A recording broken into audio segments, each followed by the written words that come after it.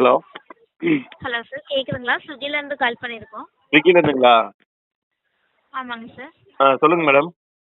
ஸ்விக்கியில் delivery பார்ட்னராக work பண்ணிக்கிட்டு இருந்தீங்களா சார்? கொஞ்ச நாள் லாகின் பண்ணாமல் இருக்கீங்க, என்ன ரீசன் தெரிஞ்சுக்கலாமா சார்? அதாவது பிரயோஜனம் இல்லாத தொழில் மேடம் அது ஸ்விக்கிங்கிறது.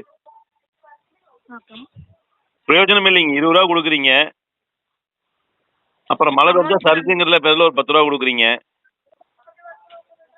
அமௌண்ட் கம்மியாக வருதுங்களா சார்? ஆமாங்க. நீங்கள் 100 ரூபா கொடுக்கணும் ஒரு பார்சலுக்கு. நீங்கள் நார்மலாக 4 கிலோமீட்டருக்கு போகிறதுக்கே 100 ரூபா கொடுத்தீங்கன்னா தான் அது சூட் ஆகும்.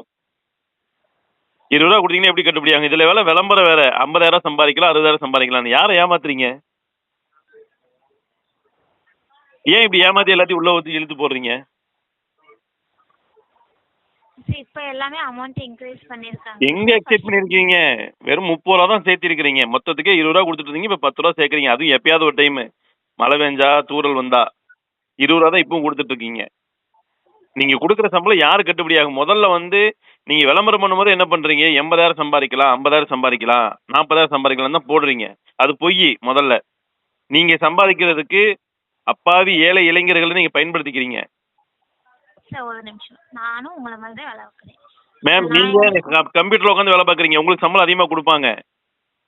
இல்ல உங்களை விட உங்களுக்கு நீங்க ஓட்டுற வரை எங்களுக்கு கம்மியாக தான் வருது. இல்ல, உங்களுக்கு ஏசி இதுல நாங்க கீழ என்ன ஃபேன் கீழ சம்பளம் நல்ல சொகுசான ஒரு வாழ்க்கையில தான் நீங்க வேலை செய்றீங்க. ஆனா இங்க இருந்து ஓட்டணும் ஒருத்தன். உங்களுக்கு இப்ப எவ்வளவு சம்பளம் மாசம்? எங்க மாசம் 10 ரூபா தான் தராங்க. நீங்க எவ்வளவு மேடம், மாசம் 10 ரூபா தான் சொல்றது பொய் மேடம். நீங்க கரெக்டா உண்மையை சொல்லுங்க. மாசம் 10 ரூபா தான் வாங்குறீங்களா? இல்ல சார், நீங்க தான் வந்து சம்பளம் போடுறீங்களா? நான் சம்பளம் போடுறீங்க. நீங்க உங்க உண்மையான சம்பளத்தை சொல்லுங்க.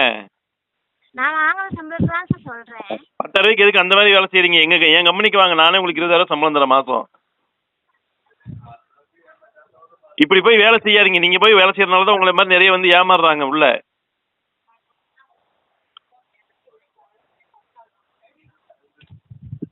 ஏங்க மேடம், பேசுங்க.